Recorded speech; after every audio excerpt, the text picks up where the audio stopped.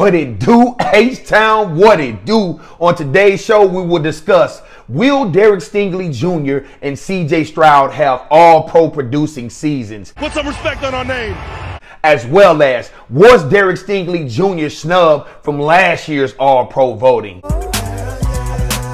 And last but not least, choose your favorite rookie who you believe will have the best showing during this year's preseason. H-Town, get your listening ears ready, strap up your boots, and let's go.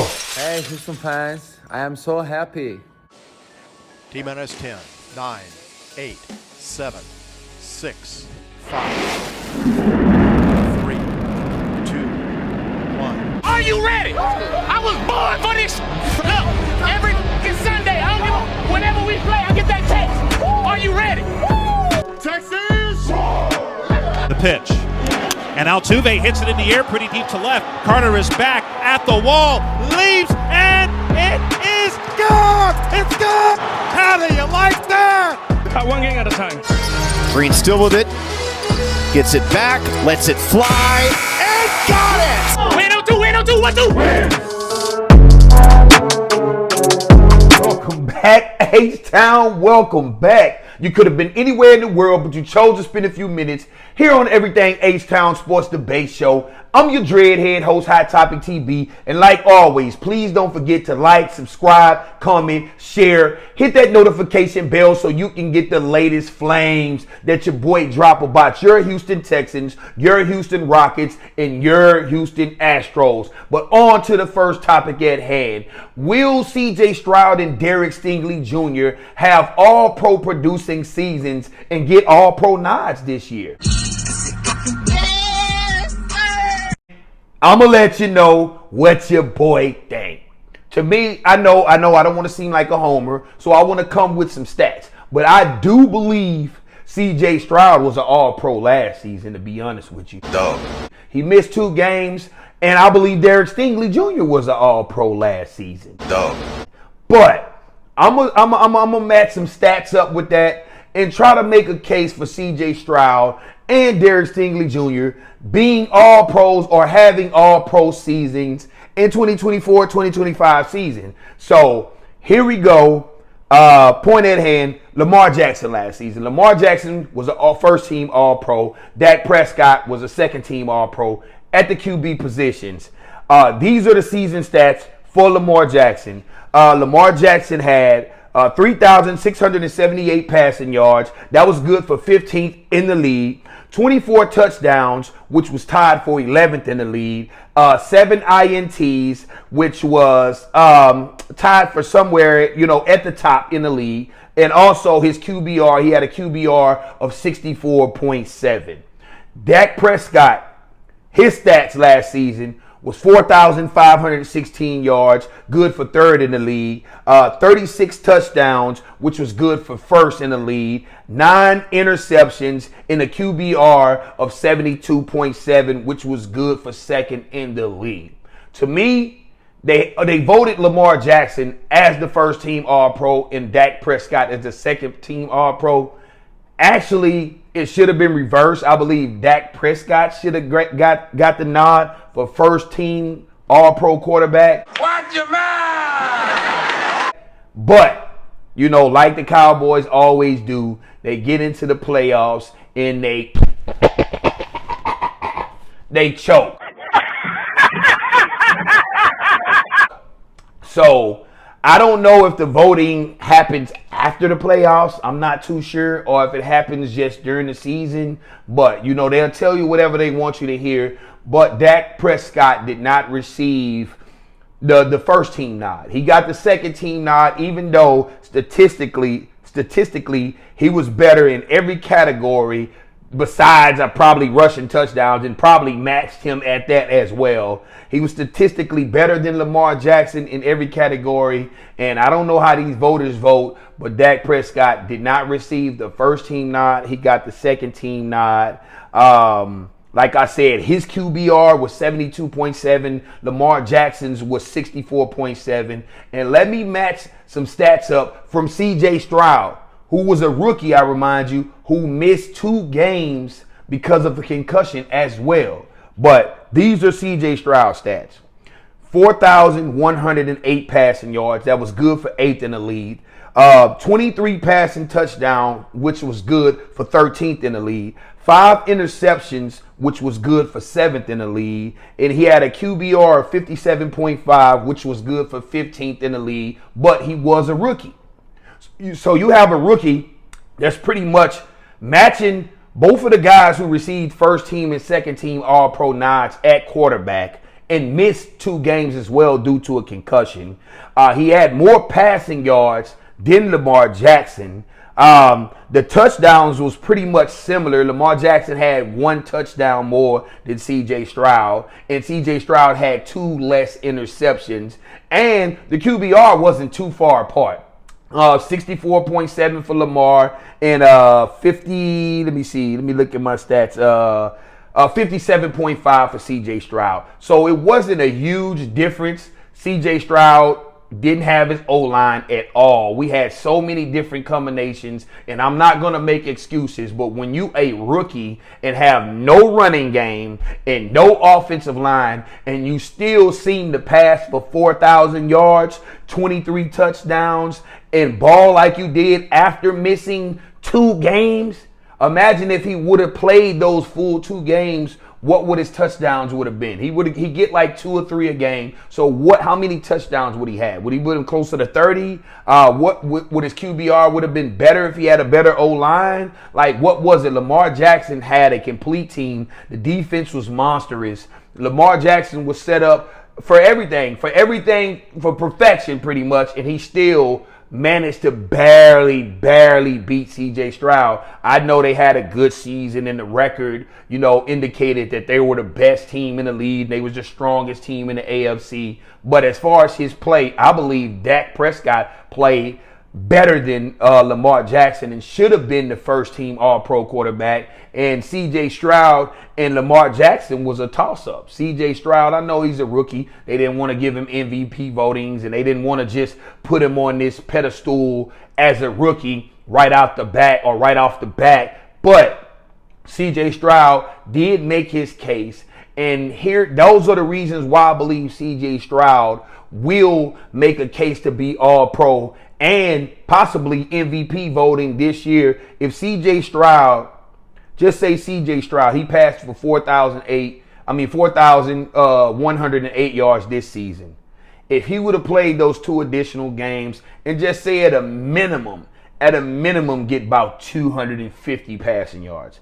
At a minimum. That's an extra 500 passing yards tacked on to what he had. So that would make him have 4,600 passing yards, and that's better than Dak. Dak finished with at 3rd in the league, but he finished with 4,500 passing yards. That would put CJ at 4,600 passing yards, and CJ was lighting it up. So those 2 games kind of moved him out the MVP running, and it kind of hurt him because of the concussion. But I know we want our franchise quarterback to be healthy, and it was bigger than the stats. D'Amico wanted this guy to come back ready and be prepared. It was bigger because I believe he played one of those games after receiving the concussion. But you can never know, man. C.J. Stroud is a competitor. He wants to play, and he probably didn't say anything until he got to the point where it was no point of return, and he had to go through the concussion protocol. But to me, C.J. Stroud, he had 24 touchdowns. If C.J. Stroud can get his touchdown up to 31 to 33, Dak Prescott had 36. He had 36 touchdowns, and that was first in the league. So if CJ can get it up to 33, and like I say, have about a 4,600 yard season, and even if his INTs are up a little bit, because that stuff kind of sway from year to year, but he has more command. The Houston Texans look like they're real contenders, and they beating people on this first place schedule that they're playing. Then I believe C.J. Stroud will get the first team All-Pro nod, and he will probably get a MVP nod if he continued this trajectory that he had from last season, because the guy just knows how to play football. He knows how to play quarterback. He knows how to look down the field, flick it 40 yards with guys falling and grabbing all at his feet, and that guy could just still seem to not get rattled at all. I believe CJ Stroud will not regress. He will get better, and he will show that he's better in certain categories. I believe definitely he will bring up his QBR. You know, when you're a rookie, you're swirling. A lot of things is moving. Trying to learn the offense. You're trying to be the leader. You're trying to figure out so many things. But now you have a whole offseason to get better and perfect your craft and get better. Bring your guys out, fly them out, play catch with them. OTAs, go through OTAs, which he's been at all the OTAs. Also, training camp coming up. So you guys he's gonna come back better and stronger, and he's gonna come back with more IQ, more awareness. He's looking at film. CJ Stroud will, in my opinion, be an All-Pro and should have All-Pro nods next season. Derek Stingley Jr. Derek Stingley Jr. I know if he wouldn't missed as many games as he did last year, he would definitely be a first-team All-Pro. It's no ifs, ands, and buts about that. The guy missed, I believe, 6 or 7 games. Correct me on that if you like, but he missed like 6 or 7 games, and he still ended up with 5 INTs. The dude had 28 solo tackles, 0 forced fumbles, 5 interceptions, and 13 PBUs. The guy is a ball hawk. He's always around the ball. His recovery speed is excellent. He baits quarterback. I wouldn't throw it to his side. That dude is a lockdown corner. What we projected him to be coming out of LSU, his injuries just kind of made people kind of sway here and sway there a little bit on him, and Sauce Gardner being better than him. Don't get me wrong. I like Sauce Gardner. Sauce Gardner is a All-Pro, but he should not been an All-Pro over Derek Stingley this year. Sauce Gardner's stats was 41 solo tackles, 1 forced fumble, 0 interceptions, and 12 PBUs. So he had 1 more forced fumble, than Derek Stingley Jr. Derek Stingley Jr. had 1 more PBU than him and 5 more interceptions than him. The tackles, they're skewed because he played a full season and Derek Stingley missed 6 games and still managed to have at least half or a little bit more than half of the tackles that Sauce Gardner had. So I believe my boy was snubbed, man. Derek Stingley is lights out, and I believe he was snubbed this season to be an All-Pro, man. To be an All-Pro and get those All-Pro votings. Yeah, Sauce came out and shocked the world and showed the world, and he's been consistently playing football. He hasn't been injured or things like that. So I know that's probably why they're giving him a nod. Plus, he's the NFL darling right now on your Buffalo Wild Wings commercials and all those type of things. But my boy Derek Stingley Jr. was snubbed, and y'all know he was snubbed. I know he was snubbed. The league know he was snubbed. The boy should have been an All-Pro with missing almost like a big portion of the season, like 6 or 7 games out of this season. So he should have been an All-Pro. So I believe this season, if Derek Stingley can seem to bang out at least 14 to 15 games, my boy would definitely be an All-Pro this season, man. He would definitely be an All-Pro, because even if you add, if he does 28 solos to 40, 45, 50 solo tackles, I know the interceptions, man, that is a hard thing. But if he can get 2 to 3 picks this season, a forced fumble, some PBUs, stay locked down like Derek Stingley has when he's on the field, that guy would get first-team All-Pro nods or even second-team All-Pro nods. But he should have been there this season. So my boy Derek Stingley was snubbed, H-Town. H-Town, welcome back to the final portion of this show, baby. And we here to chop up about the Houston Texans rookies. And like always, everyone always have their camp darling or camp crush or always have a pick or hope for one of these guys or a few of these guys to come in immediately and make immediate impacts on this roster and come in and show us with because they're going to get extended time during the preseason because they're rookies unless they come in and just shine in training camp, shine the first couple preseason games, and then they're elevated in their position to a starter or to a backup or in a more impactful role. But they're going to get a lot of playing time, especially with DeMeco Ryans. He believes in guys playing. CJ Stroud played a lot as a rookie during the preseason. So did Will Anderson.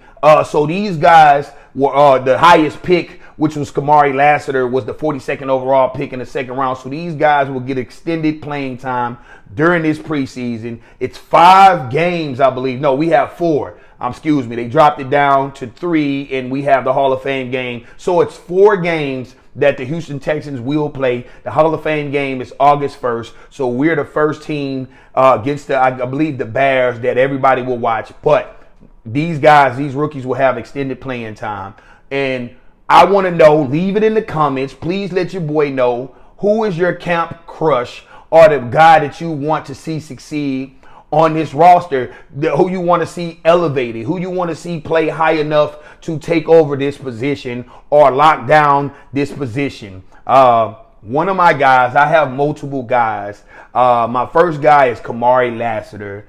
He was the second round pick, 42nd overall pick. Kamari Lassiter has been balling out during OTAs. I believe he received like the Swarm Award or Swarm Player of the Day or the Week or something like that. Will Anderson told everyone. The guy just been out there in people's hip pockets balling out, and I want him to firmly take over that CB2 position next to Derek Stingley, man. So all the fuss and fight is out the window, and the rest of those guys can fall in line and just be depth like the CJ Hendersons and those guys, the Jeff Okudas, maybe cut, or they just fall in line and we have some depth guys. And, you know, they fall in line. But I do want to see Kamari Lassiter because the guy, he's putting in the work right now. The guy is hungry. The guy loves football. He eats, sleeps, breathes, whatever football. So I do want to see that guy elevated to take that CB2 or the slot corner, whatever DeMeco envisions this guy playing. I want him to take over that position and be a starter, become a starter. Another guy that I want to see is Jaward Jordan. I love you, Dameon Pierce. I want Dameon Pierce to shine. But to me, when questions have been asked about Jaward Jordan, and that's the running back that we grabbed out of Louisville in the 6th round, Louisville, the guy has been catching this offense. The guy is smart. The guy is catching on to this offense. He's learning it quickly. He's able to put a lot on his plate. So I do want to see what he can bring. I seen what Dameon Pierce did last year, and it took him a while to catch on. But it seems like this rookie is coming in. He's putting his head down. He's working, and he's catching on real fast. He has shifty quickness. He has like a sneaky breakaway speed. The guy just kind of seems like he fit this scheme like an Arian Foster. He's not Arian Foster size. I'm not saying he's Arian Foster, but you can find those guys in the late rounds and undrafted sometimes who can come in this scheme and fit. Terrell Davis was undrafted. He did the same thing for the Denver Broncos back with Mike Shanahan. So I hope this guy can come in. He's one of the guys I'm gonna keep my eyes on and have a crush on, baby. But until then, I appreciate you guys joining me. I'm your Dreadhead host, Hot Topic TB. It's been real chopping it up with you guys. Can't wait for football, and peace. Texans! What you talking about, Willis?